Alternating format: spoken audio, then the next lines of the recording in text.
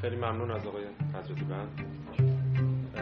درس گفتارها و سخنرانی‌ها در کانال بایگانی. منم صحبت‌های خودم رو سعی می‌کنم که توی یه مدت کوتاهی همین 25 دقیقه روزن جمع جور کنم.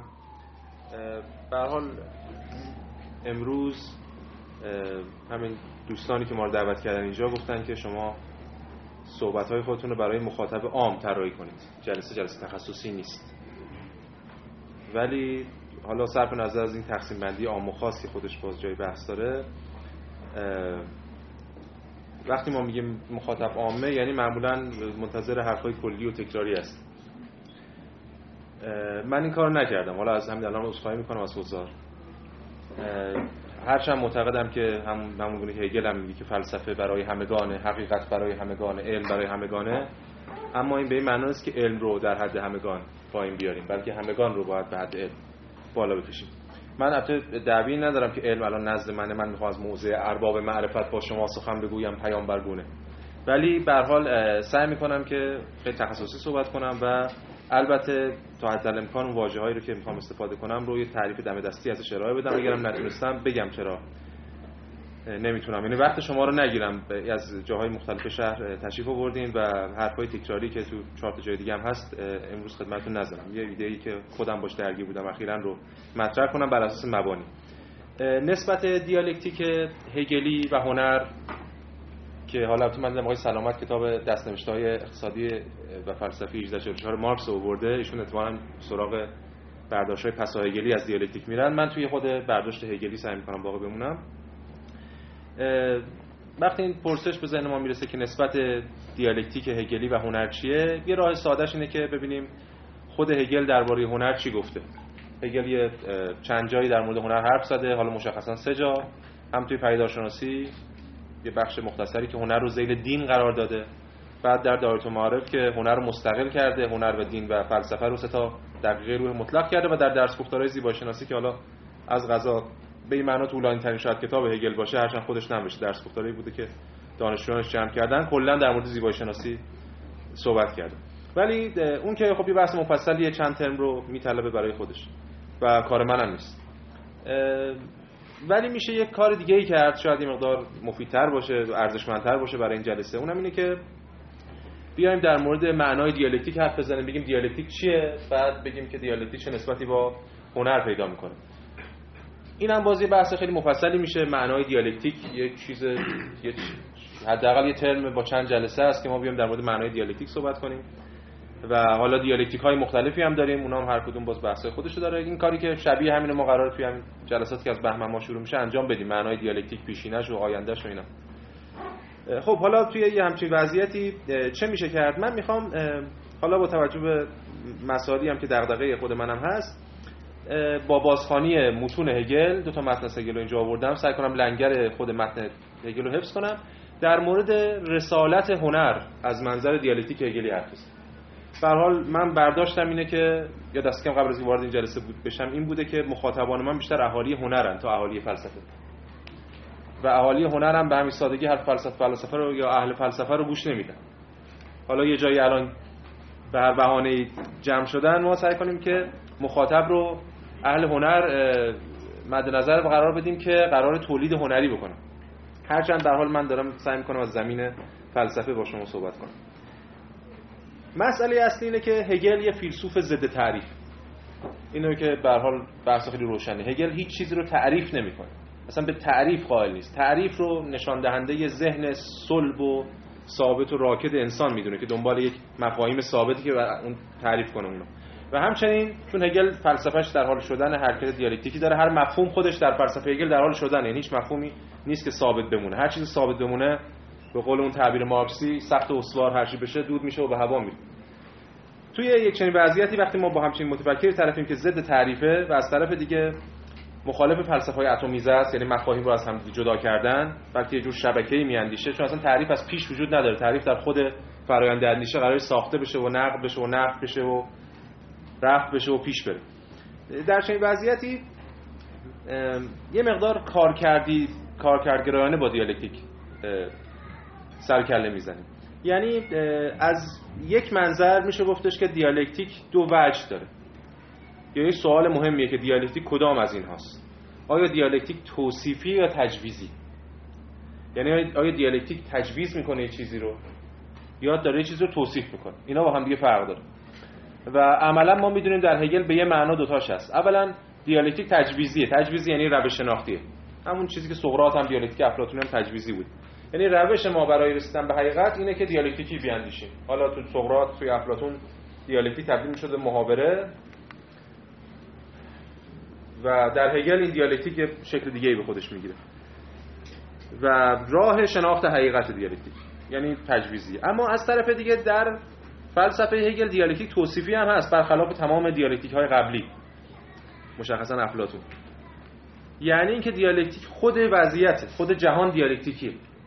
به این دلیل اصلا راه شناخت حقیقت دیالکتیکیه که خود حقیقت دیالکتیکیه، خود جهان داره به صورت دیالکتیکی به پیش میره و به معنای دیالکتیک اصلا روند منطق حاکم بر روند پیشروی تاریخ جهان.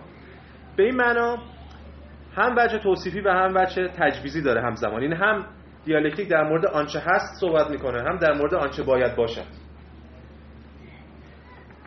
امروز من میخوام از این رویکرد دیالکتیکی استفاده کنم برای اینکه در مورد هنر صحبت کنم. هنر چه هست و چه باید باشه و از نظر منظر دیالکتیک هگلی و اینکه چگونه میتوان آنچه هست رو با آنچه باید باشد به هم پیوند زد. این دیگه هنر هگلی. این تمایز رو میتونه رفع کنه با یه منطق خاص خودش که یادآور اون جمله معروف مشهور شاید بگیم رسوای درس گفتار عناصر فلسفه حقه که هر آنچه بالفعل است عقلانی است، هر آنچه عقلانی است بالفعل است، که بعداً خیلی بحث هم شد سرش به صورت ساده انگارانه. ما همین رویکرد رو ببینیم میتونیم آیا در مورد هنر استفاده کنیم و ببینیم از آنچه هست میشود با آنچه باید باشد رفت یا نه. چون ببینید اصلا اصطلاح ما کم در مورد خود اصطلاح آنچه باید باشد فکر کنیم. آنچه باید باشد یعنی چی؟ اگر باید باشد خب هست دیگه، اگر نیست پس نشون میده نباید باشه. این کلید فهم دیالکتیک هگل که به چه معنای چیزی که همون چیزی که هست باید باشه. اگه چیزی ضرورت داره که باید باشه خب هست، وقتی که نیست یعنی ضرورت نداره باشه. هگل داره در مورد یه حقیقتی صحبت میکنه که باید باشه ولی هنوز نیست و اتفاقا راه این که باید باشه راه بودنش اینه که ما باید نشون بدیم که باید باشه. وقتی نشون بدیم باید باشه اون موقع هست. اینو اگه ما بتونیم امروز یکم حالا به میانجی بحث در مورد هنر در موردش حرف بزنیم شاید بتونیم حداقل یک حرف دیگه ای زده باشیم امروز و اون ایده‌ای که مد نظر منه حداقل طرح بحث کنم در خصوصش. یه نکته دیگه هم قبل از که ادامه بدم بحثم رو اینه که دیالکتیک برای هگل درونزاست. حرکت دیالکتیکی درونزاست. اینم به عنوان مقدمه باید بگم به خاطر اینکه تصور ما از حرکت همواره معطوف به یه جای دیگره. از یک دستی خارج از وضعیت داره این حرکت رو انجام میده به سمت یه جای دیگر. در هگل حرکت هم از درون برمیخیزه و هم به درون میره. چیزی بیرون نیست. این ایمننت در واقع به معنای نفی و ایجاب و هستی و نیستی رو در خودش داره. بسیار خوب. در مورد نسبت دیالکتیک و هنر میشه در مورد این صحبت کرد که چگونه تحلیل دیالکتیکی از هنر ارائه بدیم، چون که خیلی از بزرگان ارائه دادن. هم خود هگل ارائه داده تو تاریخ هنرش، درس گفتارهای زیبایی شناسیش، هم مارکس ارائه داده، هم آدورنو، لوکاچ، خیلی دیگه. یعنی تاریخ هنر رو دیالکتیکی تحلیل کرده. همین که آقای حضرتی بندم گفت ما یه همچین کاری باید در مورد تاریخ هنر در ایران بکنیم به یه معنای خاص دیالکتیکیش. اما از اون طرف آیا میشه در مورد این صحبت کرد که ما چگونه میتوانیم هنر دیالکتیکی داشته باشیم؟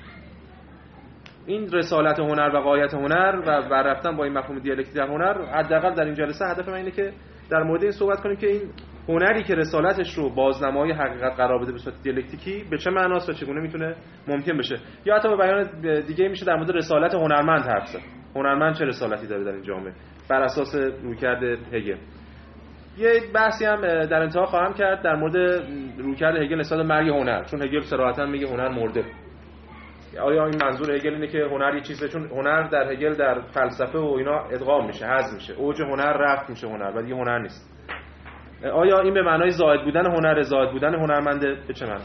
این بحثی که در واقع مقدماتی بود در مورد کاری که امروز می‌خوایم بکنیم و این در فرصت کوتاهی که هستم خدمتتون سعی می‌کنم یه طرح نسبتاً منسجمی ارائه بدم، هرچند از حضارم میخوام که تا حدی صبور باشن. این شاید یه مقدار پراکنده به نظر برسه بحثا، ولی امیدوارم که اون انسجام نسبی که دست کم تو ذهن من داره برای حضارم محقق بشه. ما امروز تو این فرصت کوتاه میخوایم بین دو تا متن نوسان کنیم. یکی متن پیداشناسی روح، اون بخشی که هگل داره در مورد هنرمند حرف میزنه برای اولین بار. یکی هم متن پیشگفتار درس گفتارهای زیبایی شناسی هگل که ترجمه آقای عبادیان هم هست اینجا، من به همون ارجاع میدم. اول از پیداشناسی شروع میکنم، یه متنی رو میخونم که احتمالاً خیلی دشواره و برای قابل فهم نیست. بعد یه سری بحث‌های می‌کنیم به کمک درس گفتار زیبایی شناسی و بعد برمیگردم دوباره همون متن پیداشناسی و بعد مثلا 10 دقیقه یه رو دوباره در انتهای بحثم میخونم و اون وقت می‌بینیم که آیا میتونیم صدای هگل رو بشنویم و خود هگل اون رویکرد خودش رو بر ما آشکار کنه یا نه.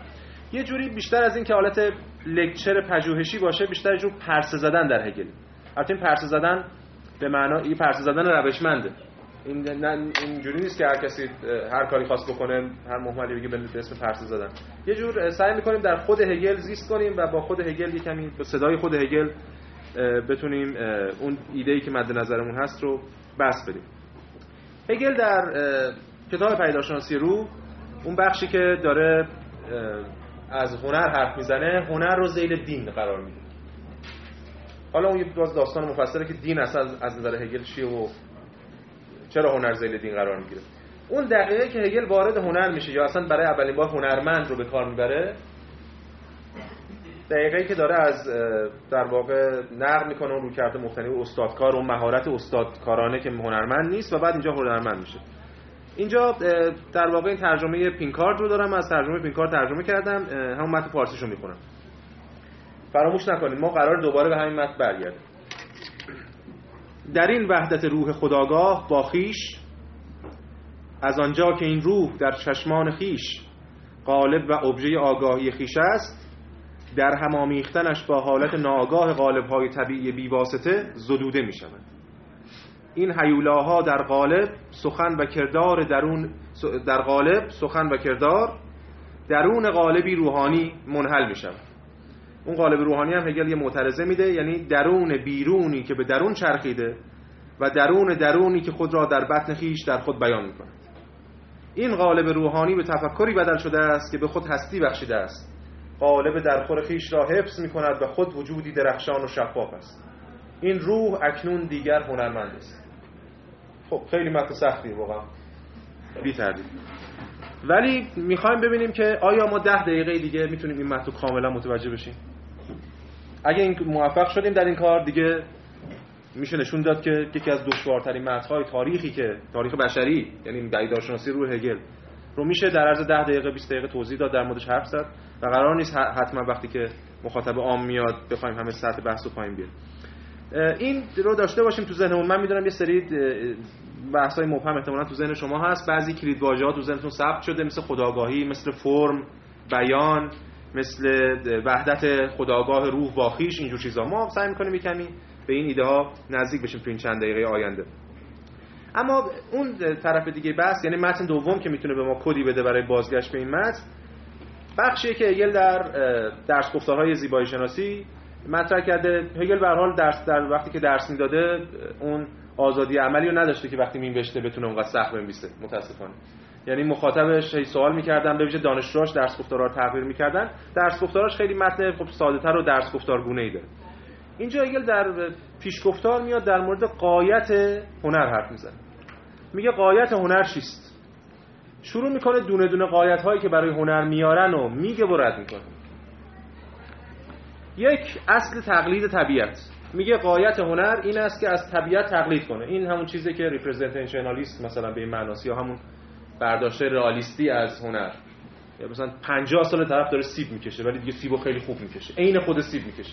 این میشه همین رو که تقلید از هنر. یعنی بر پایه این نظریه این متن هگل دیگه. تقلید چنان مهارت میبایستی اشکال موجود طبیعت را چنان که دیده میشوند به گونه‌ای کاملا مطابق آن قرینه سازی کند. این غایت عمده هنر است از منظر این رویکرد. بعد هگل شروع میکنه نقد کردن این رویکرد. حالا ما خیلی مفصل نمیخوایم اینا رو بررسی کنیم، ولی میگه که نقد میکنه، سرزنش میکنه. اتفاقا اینجا یه اشاره هم به یه روایتی از پیغمبر اسلام هم میاره هگل از قضا. و بحث میکنه در مورد اینکه این نقاشی از ماهی مثل که از حبشه‌ای که آورده بود و بعد یکی میگه که در واقع ایشون میگه که وقتی این ماهی روز رستاخیز علیه تو دادخواهی کند، تو به من جسم دادی ولی جان ندادی، چگونه میتوانی از خود در قبال این شکایت دفاع کنی؟ این ماهی آورده بودن شکلش رو و ایشون میگه که مثلا این ماهی جسم دادی ولی جان ندادی بهش و این نمیتونه دفاع کنه. نقد این رو کرده. بعد هگل بحث میکنه، از کانت هم مثال میاره، در نهایت اینو میگه که این رویکرد رو باید سرزنش کرد که اثر هنری را تنها به دلیل چنین اثر بخشی‌های مبتذلی بزرگ می‌کنند و می‌کوشند آن را به عنوان جنبه عالی و غایت هنر وانمود کنند. به طور کلی می‌توان گفت که هنر با تقلید صرف از طبیعت نخواهد توانست در این مسابقه از کوری آزمایش به سلامت بگذرد و بی‌شباهت به کرمی نیست که بخواهد به دنبال فیل بخزد. هگل منتقد این رویکرد تقلیدگرایانه نسبت به طبیعت و میگه در نهایت این یه جور درجا زدن در طبیعته.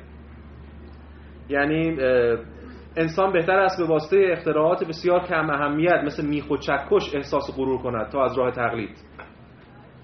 دیگه هر چی ازش بعد میاد میگه دیگه، نقد میکنه و میگه که این کار بی اهمیتیه، مثل اون کاری که در واقع اسکندر میکنه برای آدمی که یک انسانی میاد جلو اسکندر از این کار شیرین کاری الان میکنه، یه چیزو یه ظرف یه مثلا لوله خیلی باریکی بوده، این از دور عدسو پرت میکنه توی اون لوله. اسکندر هم جایزه‌اش رو یک پیمانه عدس بهش میده که انقدر کار بیهوده‌ای کرده. میگه این ریپرزنتیشنالیست هم همینه، شما وقتی زور میزنید مدت همون سیب و عین خودش بکشین هیچ کار خاصی نکرد. بعد میره سراغ بحث بعدی، میگه که خب اگه تقلید از طبیعت نباشه غایت هنر چیه؟ برانگیختن عواطفه. این یادآور همون حرف ارسطو در مورد همون کاتارسیس و اینجور چیزاست که پالایش عواطف و برانگیختن عواطف و اینهاست. هگل اون رو طرح میکنه، بعد شروع میکنه اون رو نقد کردن. حالا یه بحث مفصلی در موردش میکنه که این اصلا چیه، به چه معناست. بعد شروع میکنه نقد کردن که در واقع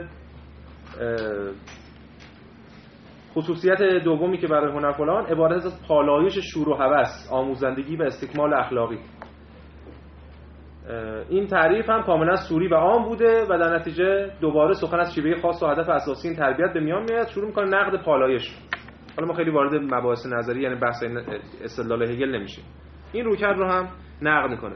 بعد یه رویکرد دیگه رو مطرح میکنه که غایت هنر رو آموزش میدونه، مثل همین کتاب هنرچیست تولستوی که اولش این بحث رو مطرح میکنه، الانم بعد مطرحه که آموزش هنر باید آموزنده باشه. رسالت هنر آموزش، یا هگل اینجا میگه آموزش یا اصلاح اخلاقی. این هم شروع میکنه به همون شکل نقد کردن که این اصلاح اخلاقی غایت هنر نیست. دیدگاهی که طبق آن هنر چنان وسیله‌ای در خدمت مقاصد اخلاقی و اصولا در خدمت غایت نهایی اخلاقی در دنیاست، امری که از طریق آموزش و اصلاح میسر میشود. در نتیجه غایت جوهری هنر در خود آن نیست، بلکه در چیزی سوای هنر است. هگل اینجا این نکته رو مطرح میکنه، نکته عجیبیه. میگه که نقدی که به این میکنه این که غایت هنر در خود هنر نیست بلکه بیرونشه و این نقده. بعد یه بحثی میکنه هگل، من الان بخششو میخونم که خیلی یادآور اون بحثی که امروز به اسم هنر برای هنر ما میشناسیم.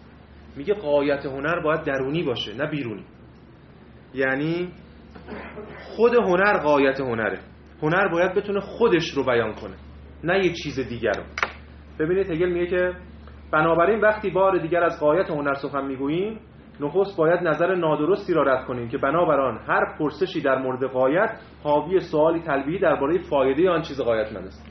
هگل معتقد هر کسی میگه غایت هنر چیه و میخواد به اون جواب بده، این ادامه سنت فایده گرایانه و سودنگارانه که حالا بیشتر تحت تاثیر رویکرد مدرن پسابیکنیه.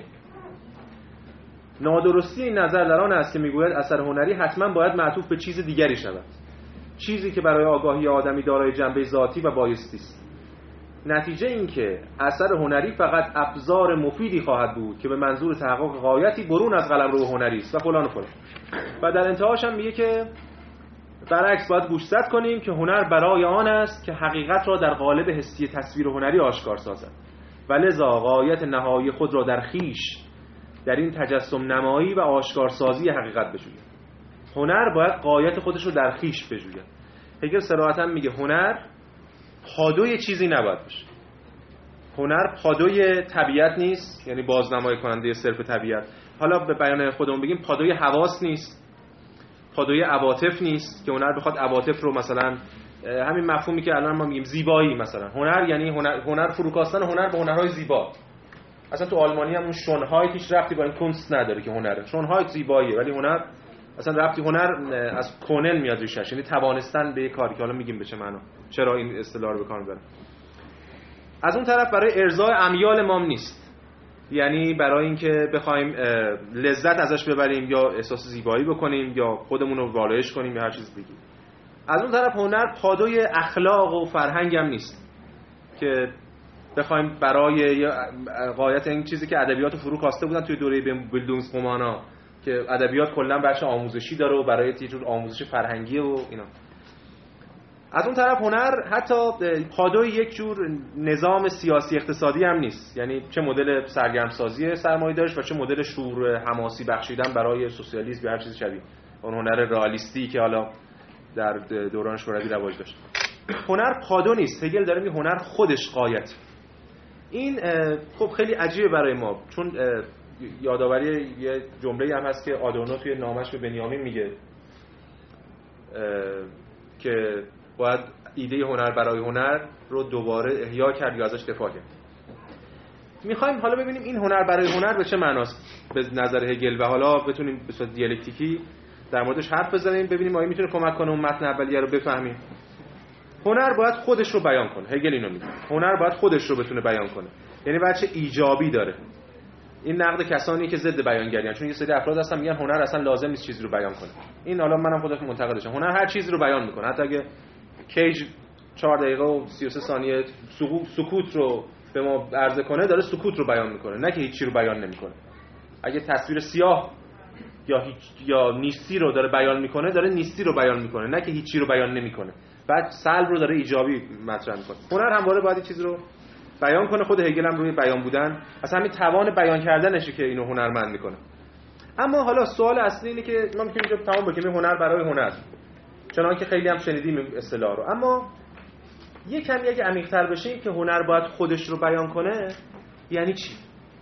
این خود چیه که باید بیان بشه؟ اینجا هگل حالا اون جادوگری خودش انجام میده. این خود اگه از منظر هگلی نگاه کنیم، این خود یه خود از پیش داده نیست. این خود یه خود احساس شده نیست، یه خود درون خود خوابیده و خفته نیست. وقتی میگیم هنر باید خودش رو بیان کنه یا حتی به بیان خیلی متفاوتی هرچند به ظاهر ولی در نهایت یکسان، هنرمند باید بتونه خودش رو بیان کنه، این خود هنرمند یه خود منتزع از جهان نیست. برای هگل ما میدونیم خود در واقع جهانه. من چیزی نیستم جز جهانم، مثلا منی در کار نیست. من اگه چشمو ببندم و به درون خودم بیاندیشم خودی نمیبینم، جهانم رو میبینم. من بازنمایی کننده جهانم هستم. به این معنا هنر که باید خودش رو بیان کنه در واقع از پیش میشه سیاسی اجتماعی، یعنی همون چیزی که هگل از به ظاهر بیرون کرده بود دوباره برمیگرده ولی در یه قالب دیگری. فرق داره هنر پادوی سیاست باشه، هنر پادوی نمیدونم حواس و عواطف و امیال باشه، تا اینکه هنر خودی رو بیان میکنه که ذاتا سیاسی اجتماعی. یه حقیقته. هنر باید وضعیت رو بیان کنه، به این معنی این خودش رو وضعیت خودش رو بیان کنه. وضعیت خودش هم یعنی جهان. البته این وضعیت وضع ایجابی نیست. حالا آقای حضرتی بنده اشاره کردن اینجا ما به اصطلاح آفبون طرفیم دیگه، یعنی تو هگل تو دیالکتیک هگل هم نفی میکنه و هم حفظ میکنه و هم ارتقا میده. این بیانگری سلب رو هم در خودش داره، نفی رو هم در خودش داره. یعنی برای نفی وضعیتی که داره خود وضعیت رو بیان میکنه. خود وضعیت رو بیان میکنه که رفع کنه، که نفی کنه. خود وضعیت رو بیان نمیکنه که تقدیس کنه. خود وضعیت رو بیان میکنه که اون رو رفع کنه. بیانش میکنه چون دشمن وضعیت. البته توی پرانتز آقای حضرتی بنده نکته درستی اشاره کردن. متاسفانه الان هم خیلی باب شده که هر شکلی از نفی رو لزوما به رستگاری منجر نمیشه. این بنیامین میگه پشت این در ما نمیدونیم اگه از این در خارج شیم مسیحا ایستاده یا دجال. هر شکلی از نفی وضعیت لزوما به رستگاری منجر نمیشه. این یه در واقع سوء برداشت شاید پست مدرن باشه که هر شکلی از نفی به رستگاری میرسه. ولی برای هگل نفی روشمنده، هدفمنده و یه نفی خاصه که یه نفی دیالکتیکی که در موردش صحبت کردیم. هنرمند به نظر هگل پس مسئول متحد به چیه؟ متحد به بیان خود. هنری که مبتذله مشکلش این نیستش که بیان نمیکنه، مشکلش اینه که اتفاقا خودش رو بیان نمیکنه. هنرمند مبتذل هنرمندی که خودش رو بیان نمیکنه. نه هنرمندی که به دغدغه‌های سیاسی و اجتماعی و فلان اعتقاد نداره و حاضر خودش رو بفروشه فلان. مسئله اصلی که این هنرمند خودش رو بیان نمی‌کنه، یعنی صادق نیست در مورد وضعیتش، صادق نیست در مورد جهانش، سیاست، اقتصاد، فرهنگ و این جور چیزا. دیگه من تکرار نمی‌کنم، ولی این حالا این خود این رابطه دیالکتیکی بین درون و بیرون که اینجا مهمه، یعنی درونیه که از پیش بیرونه و بیرونیه که از درون برمیخیزه و در درون متجلی میشه. این یه دیالکتیک کاملا هگلیه. یعنی هنرمند وقتی درون خودش میره، درون چیزی جز بیرون نیست، چیزی جز بیرونی نیست که داره این رو برمیسازه و پیش میبره. به این معنا شاید بشه گفت الان یه کمی با از مفاهیم هگلی هم استفاده کنیم. هنر یک جور خود بیانگریه، اما این بیان برای هگل از جنس، یعنی در نهایت به یک شکلی از خودآگاهی منجر میشه. خودآگاهی بازم به این معنا نیست که من به خودم آگاه بشم. مثالی که من معمولا میزنم اینه دیگه، که بعضیا فکر میکنن خودآگاهی من میخوام خودمو پیدا کنم، یعنی از این جامعه و جهان و شهر و این آلودگی ها و دود و اینا ببرم برم در دل اون طبیعت، در غار تنهایی، هیچ کی صدای هیچ کی نشنوم و خودم رو پیدا کنم. اون خود نیست، چون اگه خودت اونجا بودی باید از اول اونجا میبودی. خود من شهره. قول سقراط میگه وقتی میخوان فرارش بدن اون شب، تو آپولوژی افلاطون ذکر میکنه، میخوان فرارش بدن از شب قبل از که اعدام بشه، میگه اگه من از آتن خارج بشم دیگه سقراط نیستم، خود من شهرم. این رابطه درونه بین رابطه در هم تنیده و دیالکتیکی بین درون و بیرون رو اینجا در هنرمند ما به نحو اعلی میبینیم. هنرمند باید خودش رو بیان کنه، یعنی عامل برسازنده خودش رو بیان کنه. حالا این بیانگری از جنس آگاهیه، یعنی اینجا با بیان کردن خود هنرمند داره به خودش آگاه میشه. وقتی هنرمند داره به خودش، یعنی به جامعهش آگاه میشه، در واقع داره جامعه به میانجی خودآگاهی هنرمند به خودش آگاه میشه. این ایده‌ای که در هگل بسیار کلیدیه و مفهوم خودآگاهی رو ایداماً بحث میده، اون تجلی وحدت خودآگاه که ما میگیم، تو همین جمله‌ای که الان خوندم و دوباره باز خواهم خوند تکرار شده، به این معناست. خودآگاهی یعنی به میانجی این بیانگری داره کل خودش رو برای خودش بیان میکنه.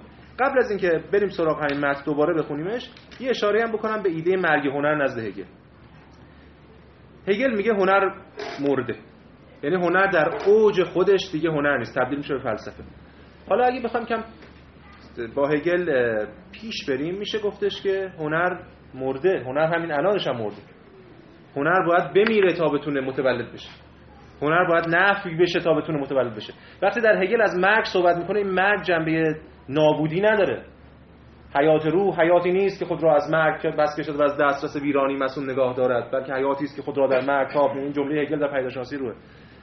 از مرگ تغذیه میکنه، از نفی داره تغذیه میکنه. مرگ هنر اوج هنره، یعنی دقیقه غایی هنره که اونجا هنر فلسفه میشه. به این معنی است که اون هنر که شما هنرمندان ذیل اون هستین میشه این فلسفه‌ای که الان من توی ساحتش هستم. اصلا این فلسفه نیست. اون فلسفه‌ای که هنر رو درون خودش تونسته حذف کنه، یعنی این تونسته نفی، حفظ و ارتقا در بطن خودش انجام بده. اون فلسفه‌ای که الان نیست هنوز، یعنی فلسفه جامعی که بتونه هنر رو در بطن خودش جا بده. فلسفه نهایی فلسفه‌ای که در بطن خودش آبستن هنره، آبستن ادبیات، آبستن علم، آبستن چیزهای دیگه است و همه اینها رو در خودش داره.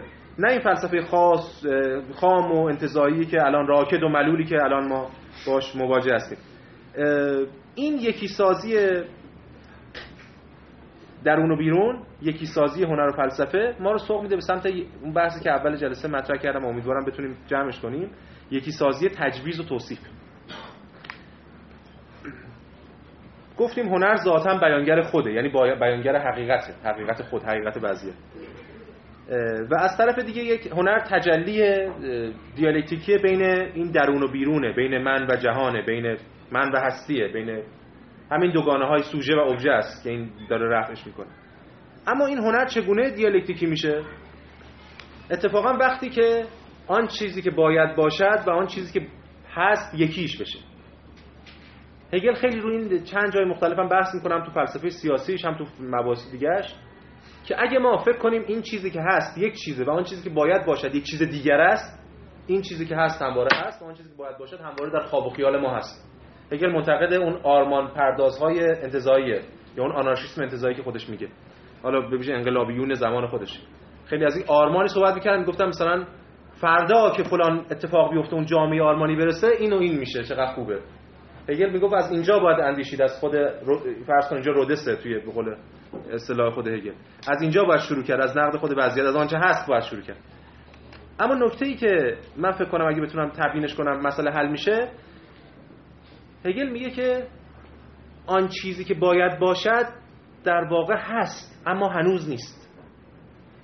چگونه هست؟ وقتی که ما نشون بدیم که باید باشد. هنوز در عرصه اجتماعی، در عرصه عینی باید بودنش یعنی ضرورتش در واقع جا نیفتاده یا پذیرفته نشد. وقتی که جامعه به این نتیجه برسد که یه چیزی باید باشد، همون لحظه هست. مثالی که من میزنم معمولا مثل بازار بورس. بازار بورس وقتی که جامعه فکر کنه یه چیزی گرون میشه، گرون میشه. خود فکر کردن جامعه که یه چیزی گرون میشه، گرون میشه. خود این که جامعه فکر کنه الان اون دقیقه تاریخی که اون اتفاق باید بیفته، خودشون اتفاق میفته. اگه اون اتفاق نمیفته، به خاطر که جامعه هنوز فکر نمیکنه اون اتفاق باید بیفته. و جامعه کی فکر میکنه؟ وقتی که به خودآگاهی برسه، به وضعیتش برسه. نسبت خودآگاهی نسبت به وضعیتش. خود هگل در پیشگفتار پدیدارشناسی روی یه جای تعبیری داره، من حالا خیلی سریع اینو میخونم، یه جمله است فقط خیلی مختصره. در مورد ضرورت علم شدن فلسفه میگه که این ترجمه پینکارده. It would demonstrate the necessity of that aim and at the same time it would be the realization of the aim itself. میگه که این باید اثبات کنه necessity اون aim رو، ضرورت اون هدف رو. در عین حال خود این اثبات ضرورت هدف realizationشه. مثل بیماری که نمیدونه بیماره، وقتی بفهمه بیماره درمان میشه. جامعه اینجوریه. و هنرمند رسالتش هم اینجاست. هنرمند میتونه بیان کنه خودش رو، نه خود شخص هنرمند، خود نوعیش رو، انسانیت و بشریت و جامعه رو برای جامعه. و این مسئولیت هنرمنده، بیان درونی خود با تعهد به حقیقت. تعهد به حقیقت چیز عجیب غریبی نیست. تعهد به حقیقت یعنی تعهد به خود، به وضعیت خود، خودآگاهی نسبت به وضعیت خود که اون حقیقت روحانی وضعیتشه. حالا یه بار دیگه اجازه بدید اون جمله عجیب و غریبی که خوندیم رو بخونیم. در این وحدت روح خودآگاه با خویش، از آنجا که این روح در چشمان خودش قالب و ابژه آگاهی خویش است، در هم آمیختنش با حالت ناآگاه قالب‌های طبیعی بی‌واسطه زدوده می‌شود. هگل منتقد هنر طبیعیه. اصلا برخلاف کانت درخت و ابر و دریا اینا رو زیبایی نمیدونه. هنر انسانیه. یه تمایز ماهوی وجود داره. جمله آدورنو داره دیگه، میگه که توی همین مسائل اخلاق، مسائل فلسفه اخلاق هست که ترجمه شده، میگه که انسان به این دلیل با تمام طبیعت متفاوته که خودش رو بخشی از طبیعت میدونه، چون هیچ بخشی از طبیعت خودش رو بخشی از طبیعت نمیدونه. همین خودآگاهیه که انسان رو متمایز میکنه. و هنر برای هگل هنر چون زایده خودآگاهیه، اون دیگه طبیعت هنر نداره فی نفسه، هنر انسانی. واسه میگه میخ هم زیباتر از یه گل زیباست. خب پس اینو از هم جدا، این هیولاها در قالب، سخن و کردار از درون قالبی روحانی منحل میشن. این رویکردهای قالب‌های طبیعی منحل میشن و این قالب جدید داره میره. توی معترضه تکرار میکنم، میگه درون بیرونی که به درون چرخیده و درونی که خود را در بطن خویش در خود بیان میکنه. این درون بیرونی که در خود چرخیده همون نفی دوگانه دیالکتیک درون بیرون.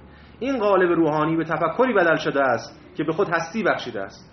قالب در خور خویش را حفظ میکند و خود وجودی درخشان و شفاف است. این روح اکنون دیگر هنرمند است. این خلاصه یا چکیده اون ایده‌ای بود که میشه حالا در عرض نیم ساعت کمتر یا بیشتر در مورد رسالت هنر یا غایت هنر از نظر دیالکتیک هگل ارائه داد. ببینید خیلی نکته مهمیه. غایت برای هگل درونزاست، یعنی غایت درونیه. قرار نیست از بیرون غایتی اعمال بشه، قرار نیست از بیرون دستوری بگیریم، قرار نیست ما به هنرمندا بگیم هنرمندان به خود بیاین، قرار نیست من از منظر فلسفه بیام به هنر دستور بدم. فقط میتونم به هنرمندان بگم که خودتون رو بازنمایی کنید، حقیقت خودتون رو بازنمایی کنید. میخواید حقیقت خودتون رو بشناسید، بله باید فلسفه هم بخونید، باید اقتصاد هم بخونید، سیاست هم بخونید. خود یعنی همین، خود یعنی یه چیز توهم درون بود خود بسنده وهم‌آمیزی نیست که خود یعنی جهان و از طریق شناخت جهان این خودآگاهی رخ میده. اما مهم اینه که این غایت درون وضعیته، یعنی این غایت، این هنر باید هم تعارضاتش، هم موتور محرکش و هم غایتش درون خود هنر باشه، از بطن خود هنر بر بخیزه. کسی نباید برای هنر نسخه بپیشه. راه حل هنر باید از بطن خود هنر بیاد و بله از طریق مواجهه با تعارضات و ابزارهایی که خود هنر داره. این اون چیزی که میشه گفتش مسئولیت هنرمند و رسالت هنرمنده که پیوندش میزنه با چیزهای دیگه در حوزه‌های دیگه. من ببخشید که صحبتم بیش از حد طولانی شد. امیدوارم که همین در این فرصت کوتاه تونسته باشم این ایده رسالت هنرمند رو تبیین کرده باشم. خیلی ممنون.